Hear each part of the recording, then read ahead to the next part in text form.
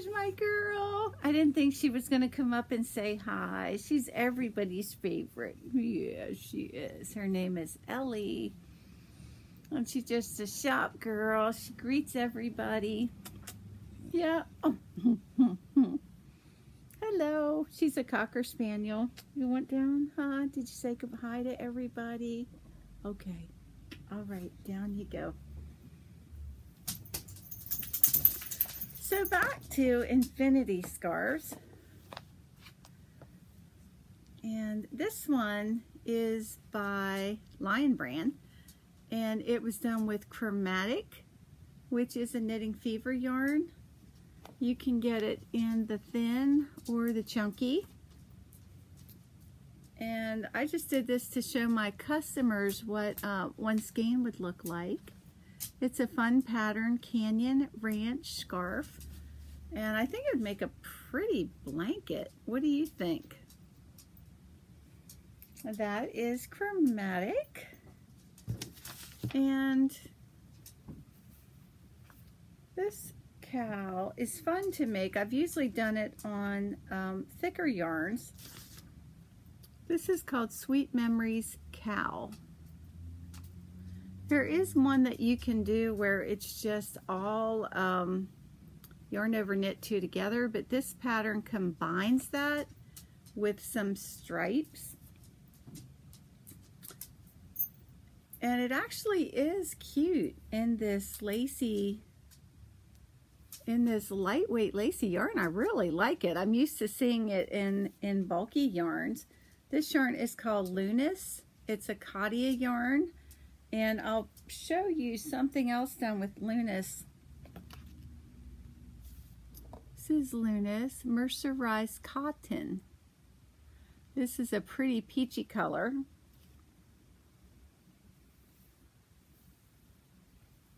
We always call this the watermelon shawl here at the shop. Everybody calls it.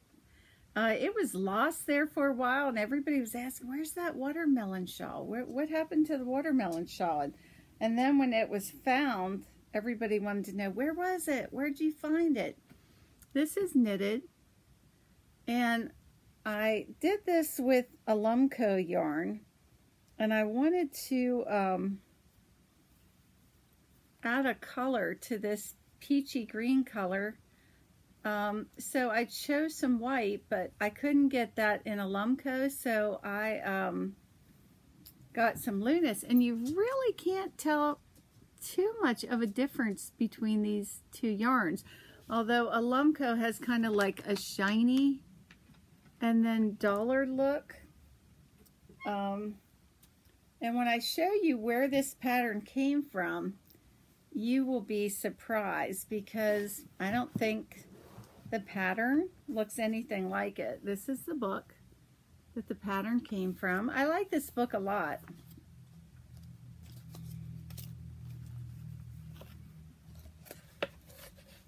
And this is the pattern. Really doesn't look anything like what I have on, does it? When I show people this, they're like, no, that's, and I'm like, yeah, it is. It's the same thing. And while we're talking about Alumco, this is one of the samples that they gave me at Euro Yarns to showcase the yarn, which I think is really pretty.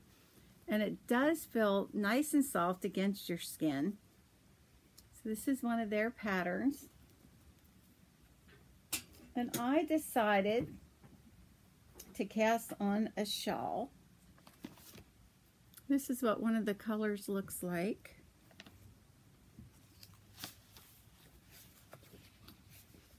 And this is the most recent Noro book magazine. And this is the shawl, the one with the blue that I thought I would do, but not really sure about it. You know, sometimes you have to give it more time. You can't make a decision. You can't do a decision right away. You have to wait until you get more done. Sometimes even until you're finished. I have seen gorgeous shawls. Like, I gotta make that. But then when you look at them on, it just doesn't work. So I would rather see a shawl that doesn't quite look as pretty off, but looks really nice on. That's what's important to me. And since we're on this Cadia book, I'd like to take the opportunity to show this to you. Ah, this is nice and warm. This is made with Aztecta, and that yarn has gone through many transformations. One year it was called Funky, one year it was called Aztecta, then it was Aztecta Millerus, all these different names. But when I'm showing you this, it just looks like a long rectangle, but it does have buttons on the one end and buttonholes. And so here's how this works. Of course, you have to tailor it to your body size. I have short arms, but it is a 4-way garment, and I think it's also a nice little lap blanket too. So which way do you like it the best? A shrug, a poncho, like an over the top sweater. It is potato chip knitting. I mean, it's the same thing over and over and over, but sometimes people want a project like that. And a lot of my knitters say, and it keeps you warm while you're knitting it, which is good. All right, what else do we have here? I've been showing you some things with Online Donita, which is a nice little cotton yarn. And while we're still on scarves, this is the Drop Stitch Scarf by Christine Vogel. So just a nice little year-round scarf. And you can see the color variations. Don't you just love to wear scarves? You can just put on any top and you put on a scarf or a shawl and presto, you're fixed up for the day. And then this is also Donita. This is called the Easy Baby Sundress by Carol Garcia, and there are little bloomers that you can make to match. I gotta do the bloomers, right? So winter is a good time to knit for summer, and if you need a baby gift for a little girl, this would really be cute. While we're on our little lammy time, I'll also show you this. This is also courtesy of the Euro Yarn Company. They gave me this sample. Isn't that just gorgeous? This pattern is done with Creative Yarn, which I think we talked about this. The baby alpacas are called Creas. 40% alpaca, 30% cotton, 30% modal in a DK weight. You get 260 yards. And this is their paper pattern. And it goes from sizes 1 to 2 up to 8 to 9. And then they give you the option for a boy to do a vest. Let's see if we can get that in there better. There's a little cable down the sides. I think this would really be a keepsake. Okay. I wanted to talk a little bit about seed stitch cowls. You can't really go wrong with the seed stitch cowl. Some people don't like to do seed stitch. I'm not a big fan, but it's worth the effort. I think I showed you this on one of the podcasts done with Debbie Bliss Riva, R-I-V-A yarn. Turned out so pretty. And because we did it long ways, it only took 2 evenings, because when you do it short, you're constantly turning. But when you do it long, you're not using all that time turning. Some years back, a pattern was coined Gaptastic Cowl, which is basically this. I've seen it as coarse cowl, but the story was that a woman went into Gap and saw one of these really pretty cows and said, I'm not paying that. I can make that, and went home and wrote the pattern up. This is with Ella Rae Lush, which I've shown you things before in Lush. But, you know, sometimes you want a neck warmer that fits, that when you put it on, you're going to be nice and warm, and you can turn it down almost like an old-fashioned, they used to call these things dickies, and it was like a fake turtleneck, and then you put a sweater over top, and nobody really knew, but for warmth's sake, there I am, Sister Catherine as a child. We used to have so much fun as kids doing that. I don't think the life of a nun would have been for me. This is what Riva looks like. All those beautiful colors in a chunky yarn. And then this one I just made up, cast on so many stitches. Chose 4 different colors of Roma, and the variegated colors are called Roma Weave. I really love it. And when you double these up, they look so nice. So you can do it just like that, and all your pretty colors come out. Or if you want it really snug and warm, look how all those colors complement each other. Isn't that pretty?